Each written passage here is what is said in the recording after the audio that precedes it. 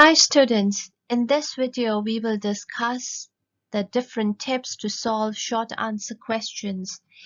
The short answer questions come up regularly in the exam and can appear in any section of the test. They are particularly common in section 2, which will be a monologue set in an everyday social context, for example, a welcome talk for new college students.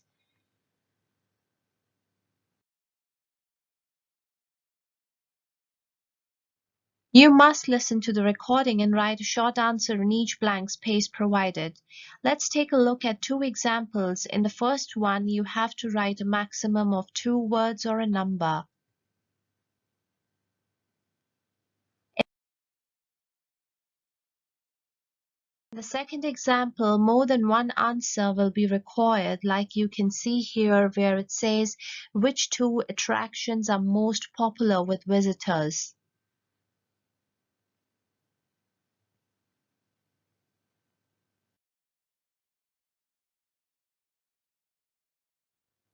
Moving on to the strategy and tips, in your IELTS preparation, you'll need to practice a total of 6 IELTS listening question types. You will have a short time to prepare before the speakers begin talking. Use this time to familiarize yourself with the question and focus your mind on what you need to listen out for. The first tip is reading the instructions carefully, paying particular attention to how many words you're allowed to write for the answer, as this does vary. The instructions for our sample question state that you must write no more than 3 words or a number for each answer. If you write more than 3 words, your answer will be marked incorrect even if the information you give is correct. Instructions do vary and the limit could be 2 words or a number or only 1 word, so don't get caught out.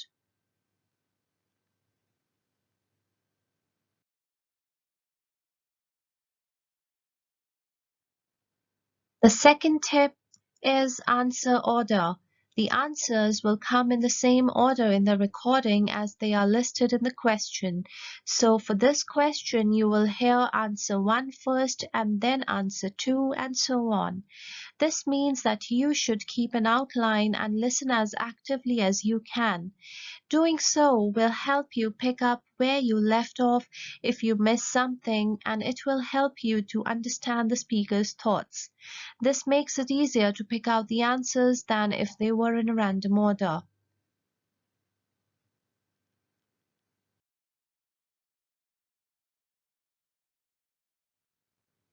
The third tip is predict answers. Try to predict what the answers might be. This will focus your mind on what to listen out for in the recording. Occasionally, you will be able to predict the actual word, but mostly it's one or more of these things that you'll be able to determine. The first is the type of information required can be name, date, time, phone number, address, price, and the type of word required can be either a noun or an adjective or a verb. Any clues you can get will help you to understand the audio and identify the information needed for the answers.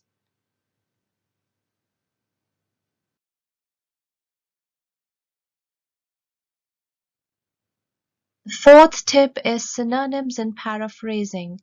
Synonyms and paraphrasing will be used extensively in the recording, so you will not only be listening for the exact words that are used in the questions, but also different words and phrases that have the same meaning. In your preparation times, scan the questions and underline keywords that are likely to be replaced by synonyms or paraphrase. Then quickly think of words that might be used instead. I've underlined some important keywords in these sentences. Can you think of some synonyms for them or ways the information might be paraphrased?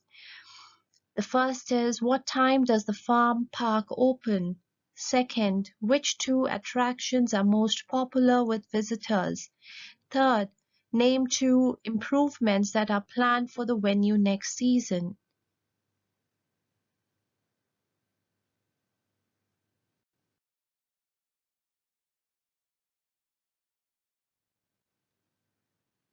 The fifth tip is problematic vocabulary, so pay attention. There are 6 types of vocabulary that can cause particular problems for students, and some of them are regularly used in short answer questions. The 6 types are time, numbers, prices, dates, letters, and addresses. You must be able to recognize them in speech and to write them correctly in your answers.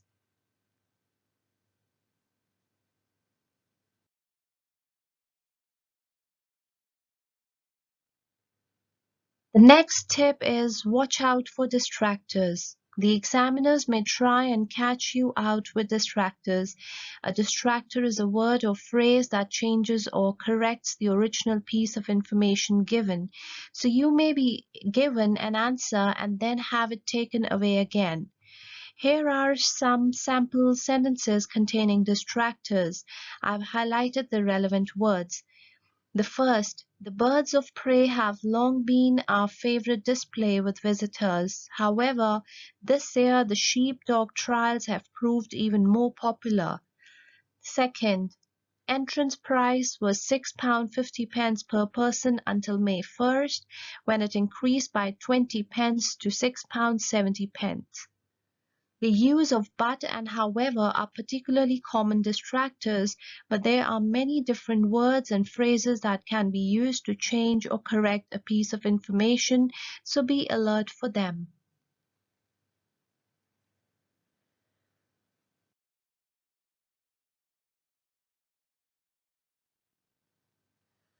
Let's take a look at some don'ts that you should be avoiding. So the first is don't waste your time before and after the listening prompt is played. Think of these 30 minutes of the listening exam as show time and actively listen or read the questions as much as you can. Focus on only one aspect of the process. In other words, don't just listen, don't just read, and don't just answer. You'll need to combine these 3 tasks in order to have enough time in this section. In other words, make sure to multitask. The second is don't write more than is necessary. This will result in a lack of points. Additionally, do not get confused over indefinite articles and words that are optional to write down. Third, don't get confused over common speaking tricks such as not only to introduce 2 examples instead of a negative idea. Also, brush up on phrases such as either or, neither nor, which are clues that 2 reasons will be used. Don't leave anything blank. Even if the exam is difficult, choose your best guess in order to maximize your chances of scoring high. And the last is don't write in a messy or illegible way.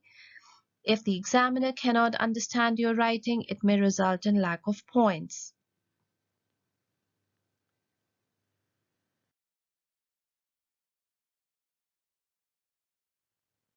Now let's do a practice. So we will hear a recording on the London skyline. The answer questions write only one word or a number from the dialogue for each answer. So here we have 5 questions, and I want you to listen to this recording carefully and answer your questions, and we will take up the answers later.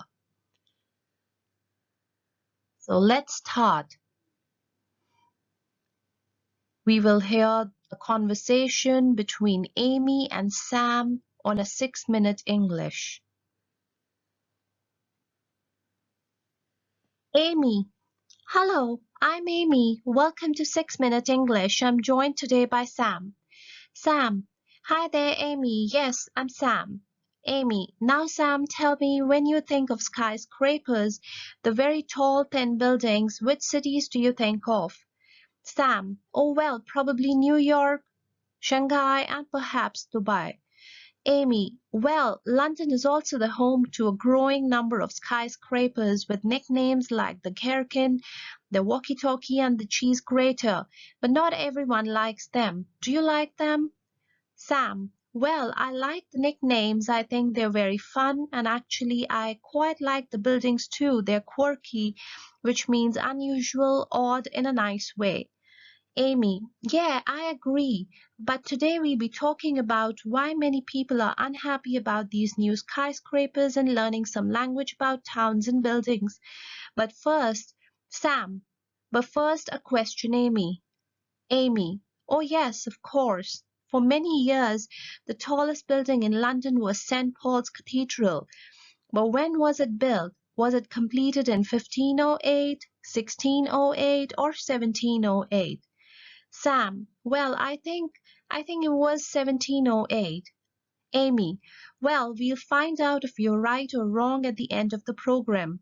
Well, let's start our discussion with that very building, St. Paul's Cathedral in central London. Sam, we are going to hear from BBC reporter Rachel Savage. Which adjective does she use to describe the height of St. Paul's, and which word does she use to say that it now seems much smaller than the skyscrapers nearby? BBC reporter Rachel Savage. This is St. Paul's Cathedral in central London. It's a modest 111 meters high, but for nearly 300 years it was the tallest building in the city. Now it is dwarfed by nearly skyscrapers, many of which have crumbled in just last few years. They've got irreverently British nicknames like the Gherkin, the Cheese Grater, and the Walkie-Talkie. Amy, indeed, well, back to the ground level to answer today's question. Earlier, I asked you when St. Paul's Cathedral was finished. Was it in 1508, 1608, or 1708? Sam, and I said 1708. Amy, okay, and you were right. They actually started building it back in 1675. Sam, ah, yes, not too long after the Great Fire of London in 1666, which is why they had to rebuild it.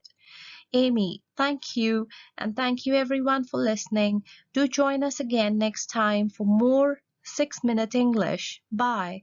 Sam, goodbye. All right, so let's take a look at the answers now. The first question is, of which city with skyscrapers didn't think of? London. Which year did Sam choose? 1708. For how many years the St. Paul's Cathedral was the tallest building in the city? 300. What are the Gherkin, Cheese Grater, and the Walkie-Talkie? Nicknames. When the building of St. Paul's Cathedral was started? 1675. I know in the recording it was the name, not Neil, the name was Sam. So you can take a look at that.